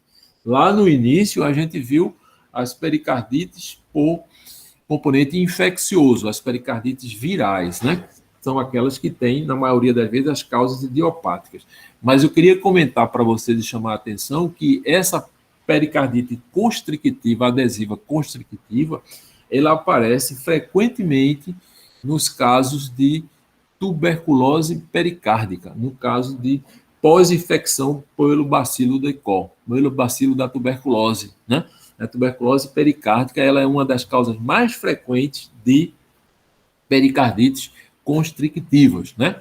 E só assim, também complementando, existem as pericardites constrictivas, ou melhor, as pericardites com derrame pericárdico, que também são relacionadas com a síndrome de imunodeficiências, os pacientes que são a sorologia positiva para HIV. Também é muito frequente eles abrirem o quadro de dor torácica ou de pericardite com o derrame pericárdico. Pode ser a primeira manifestação cardiovascular da síndrome de imunodeficiência, né? Outras também a gente pode ter pós-radioterapia, ficar muito ligado nesses pacientes que fazem radioterapia, né? Para tratamentos para câncer, porque eles podem desenvolver uma pericardite desse tipo aqui, uma pericardite constrictiva, uma pericardite adesiva, né? As neoplasias, de uma maneira geral, podem também desenvolver esse quadro de pericardite adesiva ou pericardite constrictiva. Na realidade, essa pericardite adesiva e constrictiva vai gerar um quadro de insuficiência cardíaca direita, né? Pelo que nós comentamos ali, edema de membro inferior, ascite, né? E isso vai evoluir para um quadro também de insuficiência cardíaca esquerda, mas agora com baixo débito numa fase inicial, né? E podendo até chegar a choque cardiogênico, né? E aí você tem todos aqueles achados que nós comentamos sobre as pericardites constrictivas com derrame, que é a estase venosa, como nós comentamos, o sinal de Kussmaul, o pulso arterial paradoxal, né? As pressões de pulso reduzida, que é aquilo que o nosso colega perguntou, quanto cai da pressão sistólica, a hepatomegalia, que é a congestão hepática, né? E no aparelho cardiovascular eu vou ter, logicamente, como a gente já comentou, aquelas bolhas abafadas, o ictus bem assim, difícil de você palpar, um ictus atenuado, tá certo? E isso vai chamar a atenção dessas síndromes restritivas. Existe um achado, não é muito fácil de a gente encontrar, na ausculta cardíaca das doenças do pericárdio, principalmente nas pericardites constrictivas. É o NOC pericárdio, chama-se NOC pericárdio. O NOC pericárdio é como se fosse uma redução súbita do enchimento ventricular pela constricção. Quer dizer, naquela fase inicial da diástole, na fase de enchimento ventricular rápida, a gente teria um choque pericárdico que aparece quando a gente tem uma distensão súbita dos folhetos pericárdicos por conta da fase de enchimento. Geralmente eles aparecem, esse ruído geralmente encontra-se após a segunda bulha, né, naquela fase de enchimento ventricular rápida, que é o ruído chamado ruído protodiastólico. Tá certo? Então, pericardite constrictivas, sinal de Kussmaul, pulso arterial paradoxal, pressão de pulso reduzida, insuficiência cardíaca direita e insuficiência cardíaca esquerda. Ok? Tranquilo? Vamos em frente. Bom, aqui é para mostrar novamente esse achado da pericardite constrictiva, essa carapaça aqui envolvendo todo o coração, né? Pericardite constrictiva crônica, que como nós comentamos, já é um processo inflamatório crônico do pericárdio, que leva a uma constricção dos ventrículos, por uma calcificação dos folhetos pericárdicos, folheto visceral e folheto parietal, né, restringindo o enchimento e restringindo também a contratilidade cardíaca, tá certo? Bom, aqui também apenas um esquema para mostrar aquelas pericardites específicas, pericardites infecciosas que nós comentamos. Está aqui sublinhado aqui a pericardite viral, né, que são as mais frequentes por todos esses tipos de vírus, Coxsackie A/B, cachumba, ecovírus, influenza, HIV, as bacterianas, né, a tuberculose, as micóticas e as provocadas por fungo, que são raríssimas, mas existe essa descrição, né? A pericardite tuberculosa, aquela que nós comentamos, quando você tem um paciente com foco pulmonar, né? Ela pode gerar grande quantidade de derrame e pode, com certeza, evoluir para tamponamento cardíaco e também evoluir para uma pericardite constrictiva. Nesse caso, o ecocardiograma é um exame importantíssimo porque vai visualizar o espessamento e quantificar o derrame pericárdico. Se o derrame é moderado, o tratamento, geralmente, o tratamento clínico da tuberculose pode resolver.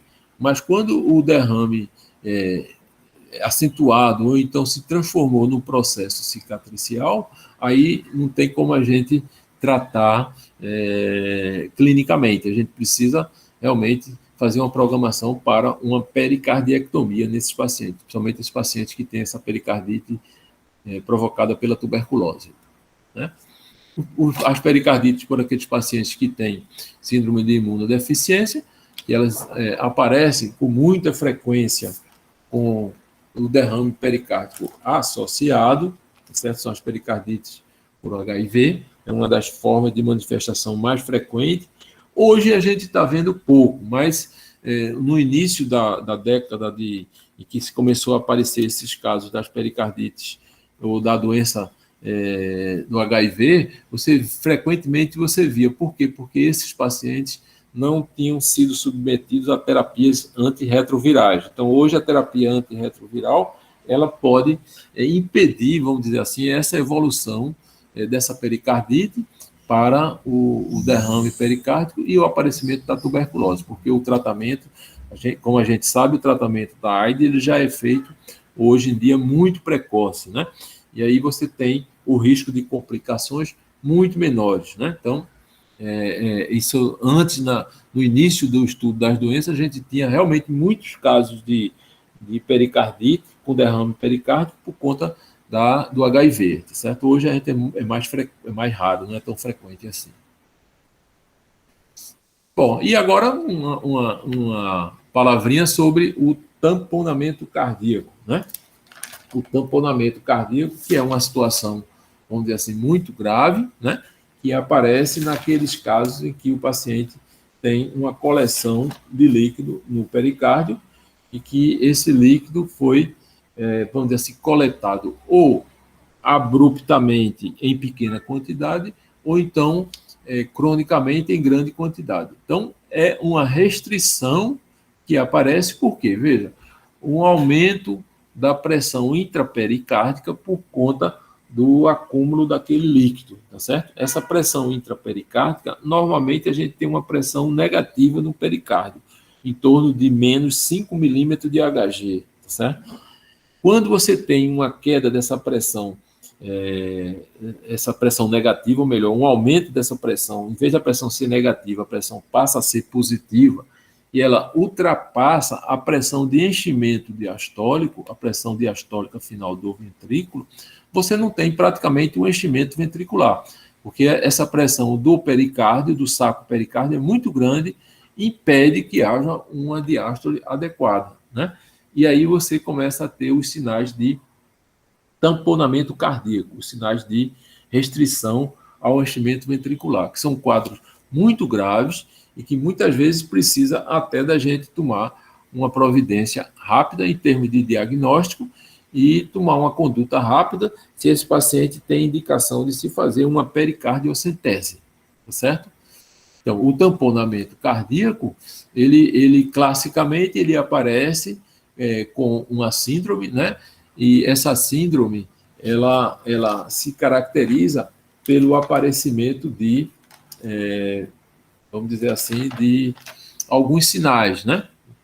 Pela fisiopatologia, nós já comentamos que são aqueles sinais resultantes da hipotensão arterial, né? Sudorese, palidez, cianose, por conta daquela dificuldade do enchimento ventricular. Distensão das veias jugulares, né? A estase jugular relacionada com aquele sinal de Kussmaul, como vocês comentaram, e uma diminuição dos sons cardíacos, né? Uma hipofonese dos sons cardíacos. Isso é uma tríade de Becker. É a tríade de Becker que caracteriza toda vez que eu tiver hipotensão, distensão das veias jugulares, sem congestão pulmonar e hipofonese das bolhas cardíacas, olha, a primeira coisa que você tem que pensar é um derrame pericárdico com tamponamento cardíaco. Você tem que ficar atento a essas três achados que chamam muita atenção. E aquela alteração eletrocardiográfica que nós comentamos, ataque cardíaco sinusal normal, baixa voltagem, e aquela situação que eu comentei com vocês, da alternância elétrica. Então, tem um QRS que é maior, tem um QRS que é menor, tem um QRS maior, tem um QRS menor, tem um QRS maior, tem um menor e tem um maior. É a alternância elétrica. E essa alternância elétrica, ela é decorrente do swing heart, aquela dança do coração dentro do líquido pericárdico. E aqui vocês veem o echo point, né, o ultrassom point que a gente faz para detectar o fluido pericárdico, a restrição ao enchimento diastólico e a dilatação também, né, por conta da congestão retrógrada da veia cava inferior e da veia cava superior junto com as veias jugulares. Então, esse é um quadro clássico, típico de tamponamento cardíaco que merece você pensar nessa possibilidade da pericardiocentese. Ok? Lembre-se disso, da tríade de Becker: hipotensão, distensão das veias jugulares e hipofonese das bolhas cardíacas, né? Com ausência de congestão pulmonar, né? Isso é um dado muito sugestivo de tamponamento pericárdico. Ok? Professor, Pois não? eu já ouvi falar que alguns traumas, alguns politraumatizados podem cursar com tamponamento cardíaco. Como é que iria acontecer isso? Veja, o trauma é uma das causas de, vamos dizer assim, de, como a gente falou lá no início, de pericardite ou de tamponamento, né? Porque esse trauma pode ser um trauma cardíaco por lesão direta, né? Quando você tem um trauma penetrante, tá certo? Ou tem um trauma indireto que você tem quando você não tem penetração. Quando você tem penetração, você pode ter o aparecimento da sufusão hemorrágica para o saco pericárdico, e aí você vai gerar um hemopericárdio. E você tem, às vezes, os traumas indiretos, são aqueles que aparecem quando você tem um deslocamento súbito, assim, por um movimento súbito que deslocou ali, geralmente, a raiz da aorta ali, e isso pode gerar uma ruptura, né, com a comunicação com o saco pericárdico, né? Você tem isso, não diria de forma traumática, mas você tem isso, por exemplo, nos aneurismas dissecantes de aorta, que você tem a possibilidade de existir um rompimento ali da aorta com a drenagem do sangue para o pericárdio, né? Uma vez que ali a emergência das artérias coronárias junto da raiz da aorta facilita, por ruptura da raiz da aorta, uma comunicação direta com o pericárdio, e aí você tem os hemopericárdios, né? São os casos mais agora de dissecção aórtica. Mas os traumas, basicamente, se eles são fechados ou se eles são abertos, você pode ter o aparecimento como, vamos dizer, consequência dessa pancada, vamos dizer assim, desse trauma, o aparecimento de um derrame pericárdico. Entendi. Obrigada, Ok? professor. Bom, aqui é só para mostrar exatamente essa fisiopatologia que nós já comentamos muito. O enchimento ventricular normal, tá vendo? Não tem separação entre o pericárdio visceral ou o epicárdio e o pericárdio parietal. O enchimento, a diástole do ventrículo direito está se fazendo adequadamente. Lembrar que o ventrículo direito, sempre aquela história, né? O ventrículo direito sofre modificações de pressões bem menores do que o ventrículo esquerdo, né? O ventrículo esquerdo suporta pressões maiores. Por isso que os casos de tamponamento, de derrame pericárdio, ele tem essa repercussão inicial no ventrículo direito, né? Porque o ventrículo esquerdo ele suporta regime de pressões maiores, né? E, consequentemente, a parede fica mais adelgaçada, a parede fica mais fina do ventrículo direito, e aí faz com que a repercussão da pressão seja mais importante do lado direito para depois repercutir no lado esquerdo, né? No caso aqui de um tamponamento com o acúmulo de líquido no saco pericárdio, e veja aqui aquela história da movimentação do septo interventricular para o lado do ventrículo esquerdo, e veja como diminuiu a cavidade ventricular esquerda. Essa cavidade ventricular esquerda está bem menor do que essa daqui, tá certo? Por conta dessa compressão, pelo aumento, pela dificuldade do enchimento, né? E aí você tem um abaulamento do septo interventricular para o ventrículo direito, e eu tenho aí o aparecimento das síndromes pericárdicas com o tamponamento cardíaco, tá certo? Isso, na realidade, é o mecanismo e a fisiopatologia do tamponamento cardíaco. Só repetindo, vocês vão ter a estase jugular, né, aqui, tá certo? Com o sinal de Kussmaul, né? E do lado esquerdo, quando a gente afere a pressão, o pulso paradoxal com aquela queda de mais de 10 milímetros na pressão arterial sistólica. Ok? Bom, eu trouxe aqui só um caso clínico aqui para a gente concluir.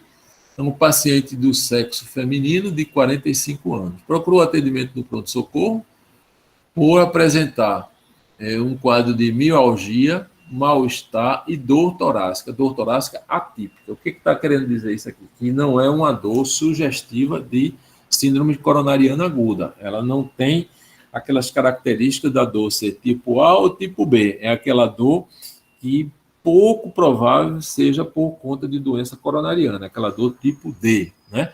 Que não tem relação direta com o esforço e não fala a favor de doença coronariana.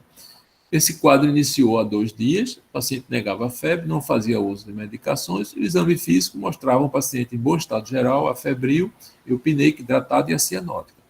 O aparelho cardiovascular com ritmo cardíaco regular, em 2 tempos, frequência cardíaca de 100 batimentos, a pressão 120 por 80 e os pulmões limpos. Quer dizer, um exame praticamente normal, exceto pela queixa principal, exceto pela história do paciente, exceto pela anamnese que mostrou essa dor torácica e esse quadro de mialgia, mal-estar e dor torácica atípica, há 2 dias, né? Então, você vê aqui, inicialmente foi feito um eletrocardiograma, e no eletrocardiograma revela exatamente aquelas alterações que nós comentamos. Estão vendo aqui, ó, o segmento ST em D1, ou melhor, em D2, o segmento ST com a concavidade para cima, em D2, em D3, em AVR para baixo, tá vendo? AVF, melhor dizendo. Em V1, V2, V3, você vê o mesmo aspecto, ó, concavidade para cima, côncavo para cima, com ST supradesnivelado, em praticamente todas as derivações, exceto naquelas derivações que nós comentamos, V1 e AVR, onde a gente tem um infra de ST. Mas isso é um eletro muito sugestivo de uma pericardite aguda, né? Idiopática, talvez, e pericardite infecciosa, né? Elevação do segmento ST com cavidade para cima. E no raio-x de tórax mostraria aí uma área cardíaca aumentada, tá certo? Tem uma área cardíaca aumentada, tem um botão aórtico dilatado, tem uma retificação do segundo arco, né? Mas não chega a ser aquele semelhante àquele que nós mostramos, aquele raio-x em moringa, mas a área cardíaca está aumentada, tá certo? Pode ter associado o aparecimento de um derrame pericárdico junto com esse quadro infeccioso agudo, apesar de a gente não encontrar nenhuma alteração, veja, na ausculta cardíaca, não tem o aparecimento do atrito pericárdico, né?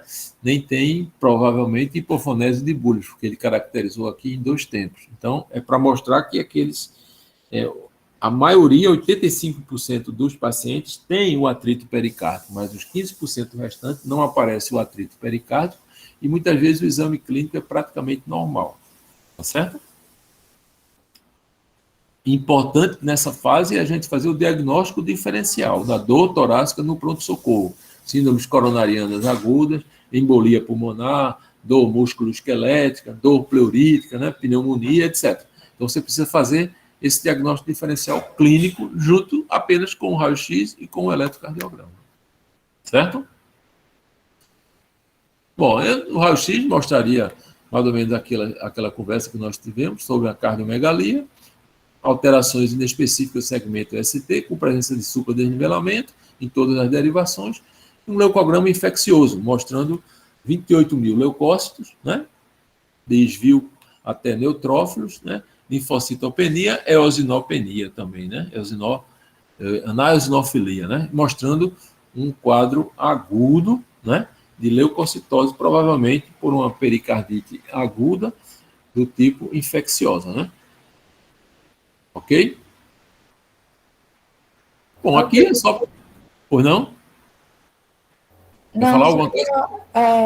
Professor, eu queria saber se o paciente não apresentar febre, é comum. Então, o paciente depende muito, lembra que a gente falou no início, depende do perfil genético. A gente sabe que algumas pessoas, por exemplo, o paciente idoso, ele muitas vezes tem vários processos infecciosos, urinário, respiratório, e às vezes não tem a manifestação ainda de febre. Isso depende basicamente do seu perfil imunológico, né, e depende também da predisposição genética. Umas pessoas têm uma pericardite idiopática infecciosa aguda e tem todas as manifestações, tem dor torácica clássica, tem atrito pericárdico clássico, mas outras pessoas não têm absolutamente nada, nem febre, nem desenvolvem febre, tem só aquela característica clínica da dor torácica. Então, isso depende muito da resposta de cada um. Não afasta de jeito nenhum o quadro de pericardite. Você vê que nem o eletro estando normal, a gente consegue afastar um quadro de pericardite se o paciente tem uma clínica muito importante e tem algum sinal no exame físico. Então, depende da imunidade de cada um e depende do perfil genético, da predisposição genética. Ok? Tá certo, professor. Obrigada. Aqui é só... Oi. Analisando o exame laboratorial da paciente, teria como a gente, sei lá, suspeitar se é vírus ou bactéria ou não? Tem, né? Geralmente quando você faz um leucograma, quando você tem uma leucocitose acentuada com desvio à esquerda, isto é, o aparecimento de formas jovens na corrente circulatória, né, bastonetes, metamielócitos, mielócitos, isso é mais compatível com o processo bacteriano, né? Agora, se eu tiver uma leucopenia, né, com o aparecimento de formas linfocitárias, linfócitos típicos e atípicos, os seus valores maiores, isso é mais compatível com quadros virais, né? São os quadros, principalmente a leucopenia. Hoje a gente vê muito isso com o Covid-19, né? Você tem muita infecção com padrão de leucopenia, né? Com alterações do linfócito, né? Você nunca tem uma leucocitose.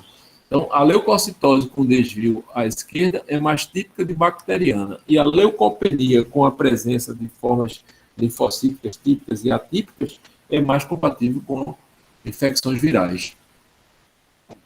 É claro que aí você vai confirmar, né, com a proteína C reativa e com o VHS, que geralmente estão elevados nesses casos de processo infeccioso agudo.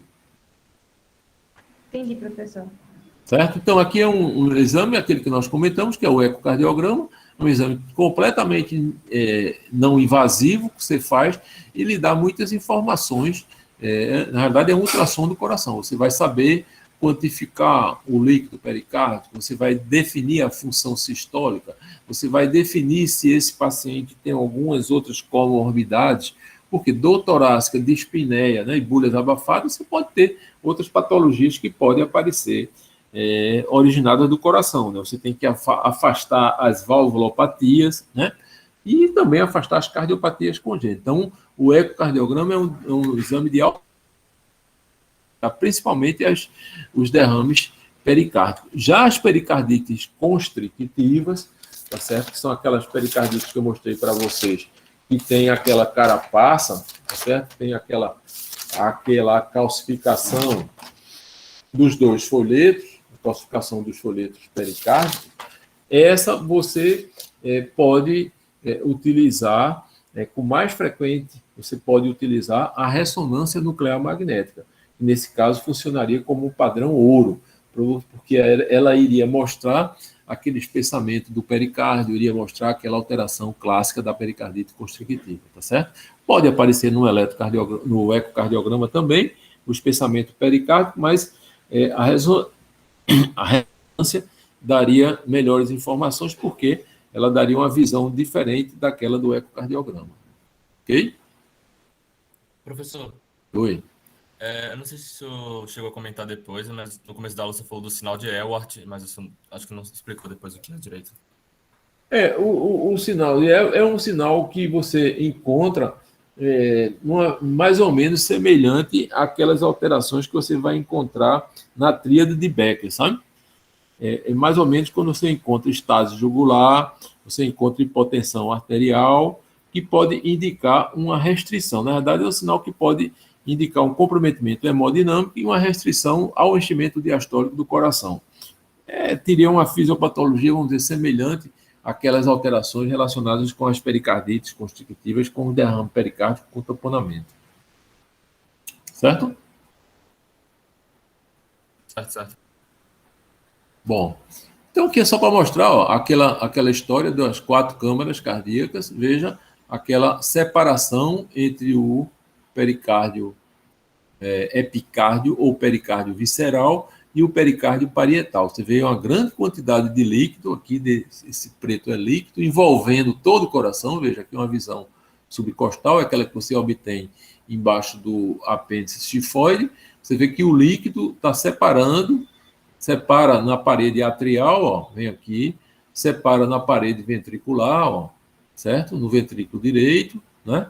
E aqui na ponta do ventrículo esquerdo e aqui na parede posterior do ventrículo esquerdo. Então, esse líquido está envolvendo todo o coração, certo? Uma fusão pericárdica, um derrame pericárdico acentuado. E aí o coração fica dançando dentro desse líquido. É aquela história que nós falamos, que é o swing heart, quando você tem alterações relacionadas com a quantificação do derrame e a movimentação, aquela alternância elétrica que a gente vê no eletrocardiograma, tá certo? Isso é muito fácil de você visualizar no ecocardiograma. Você coloca o transdutor e aí você tem, ao nível aqui, ó, próximo ao externo, você tem o aparecimento dessa efusão pericárdica envolvendo todo o coração. E veja que o ventrículo é como se o ventrículo direito aqui estivesse, vamos dizer assim, colabado por conta da inspiração, né? É aquela fisiopatologia da inspiração dificultando o enchimento do ventrículo direito, e o ventrículo direito vai colabar o septo interventricular para o esquerdo, e aí o esquerdo entra em falência por conta do baixo débito. Certo? Aqui é mais ou menos isso que a gente comentou, o tamponamento cardíaco, a coleção aguda do líquido no pericárdio, tem a restrição ao enchimento do VE e do VD, elevação da pressão venosa central, que é estase jugular, taquicardia, estase jugular, hipotensão, pulso paradoxal e aquela tríade de Becker que nós comentamos, hipotensão, estase jugular e hipofonese das bulhas. É os quadros clássicos de tamponamento cardíaco. Então, aqui é só uma fotografia para mostrar, ressaltar o pericárdio, a distribuição do pericárdio até os vasos da base, envolvendo todo o coração, né? Então, era mais ou menos isso que eu queria passar para vocês. Se vocês tiverem alguma dúvida que eu possa ajudar, pode se manifestar.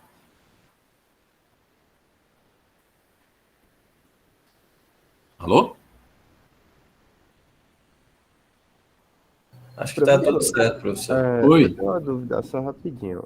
Pois Que não. falaram aqui no chat, eu fiquei pensando também. A fração de ejeção, ela não vai diminuir, né, com o derrame pericárdico, ou vai? Isso, não vai diminuir com o derrame pericárdico. Por quê? Porque o derrame pericárdico não altera o perfil da contratilidade miocárdica. A fração de ejeção ela vai permanecer naqueles valores normais, ela não cai. Se ela cair, se ela estiver baixa, é porque eu tenho algum componente miocárdico, eu não tenho o componente de enchimento só, eu tenho o componente de miocárdio. Se tiver só o componente de enchimento diastólico, ela não vai, vamos dizer assim, está abaixo, né? Só se ela tiver disfunção contrátil, só se o paciente tiver disfunção contrátil ou disfunção sistólica do ventrículo. Aí ela aparece naqueles níveis lá embaixo, cerca de 30%, 40%. Que não é o caso, aí já é uma doença miocárdica, né? São as miocardiopatias, né? É bom a gente lembrar, foi bom você fazer essa pergunta, porque a gente precisa, em algumas situações, fazer o diagnóstico diferencial entre uma entidade que é chamada de cardiomiopatia restritiva.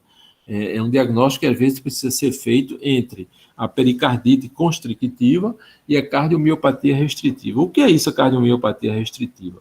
É uma doença que atinge o miocárdio e o endocárdio e ela cria um espessamento, ela cria uma carapaça, mas não fora do pericárdio, né? Não no pericárdio, ela cria uma carapaça dentro do endocárdio, tá certo? Ela cria um endurecimento do endocárdio, tanto do ventrículo direito como do ventrículo esquerdo. Então, é uma fisiopatologia semelhante. Não permite o enchimento do ventrículo direito, porque o coração por dentro ele estaria todo endurecido, todo calcificado. Por isso que ela é chamada de cardiomiopatias restritivas, é aquele grupo das miocardiopatias dilatadas, hipertróficas e restritivas. Existem vários sinais que fazem esse diagnóstico diferencial entre as cardiomiopatias restritivas. Mas não é o objetivo da gente aqui, apenas a gente citar que existe essa condição que a gente precisa fazer o diagnóstico diferencial das pericardites constrictivas com as cardiomiopatias restritivas. Ok? Ok, obrigado, professor. Ô, professor, para mim não fez muito sentido isso, porque se o coração está enchendo menos, como é que ele ia ejetar a mesma quantidade? Ia continuar normal a ejeção? Então, veja bem, ele na realidade, é uma insuficiência cardíaca diastólica, certo? É uma insuficiência cardíaca por enchimento. Ela não tem um comprometimento da função sistólica. O coração não se enche. É lógico, se o coração não se enche, ele não vai conseguir manter um débito cardíaco adequado, porque o seu volume sistólico está diminuído. Mas se você for analisar a contratilidade do ventrículo esquerdo, você não vai encontrar déficit contrátil no ventrículo esquerdo, você não vai encontrar acinesias ou hipocinesias, você vai encontrar uma contratilidade normal. E isso é o que caracteriza que a fração de ejeção ela permanece dentro dos valores da normalidade. É lógico que depois que o paciente está numa situação de tamponamento cardíaco, choque, né, hipotensão, sudorese, cianose, a gente não tem praticamente nenhuma função sistólica, porque o coração limitou muito o seu enchimento, limitou muito o seu débito. E aí você tem um volume sistólico. Mas se você fosse medir a fração de ejeção mesmo desses pacientes, você não teria modificações nos seus valores, eles estariam normal. Então, o problema é do enchimento, certo? Tanto que essas que eu citei para vocês, a cardiomiopatia restritiva, elas também têm o mesmo perfil fisiopatológico, mas que não alteram a função sistólica também. São semelhantes à pericardite constrictiva. Entendi, professor. Ok? Ok, então? Alguma dúvida mais? Professor, só uma dúvida. Então, todos esses casos de pericardite, nenhum geraria congestão pulmonar?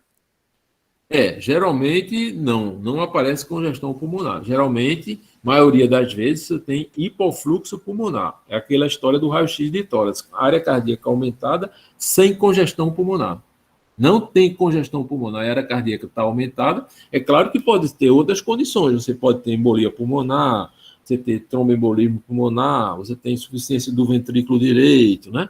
Mas, assim, se o quadro clínico é sugestivo de pericardite, você vê o raio-x com a área cardíaca aumentada, por exemplo, do tipo moringa, por exemplo, e aí você tem uma circulação pulmonar diminuída, a primeira suspeita sua é de pericardite com tamponamento, com derrame pericárdico. Um tamponamento não diria, mas pelo menos com derrame pericárdico, né? Entendi, professor. Obrigada. Ok? Então, tudo tranquilo? Tudo Pedro certo. tá por aí ainda, Pedro? Pedro foi da monitoria. Foi da monitoria, né? Pronto. Isso. Então, qualquer coisa pode mandar aí as ordens. Nós estamos aqui e obrigado aí pela permanência. Obrigado. Obrigado, professor, pela aula. Obrigada, professor. Bom dia. Obrigada, professor. Já está aí, eu já mandei Senhor. para vocês ontem. Um grande abraço. Depois eu mando para vocês a gravação, tá bom? Obrigado, Ok, professor. obrigado. Tá, tchau.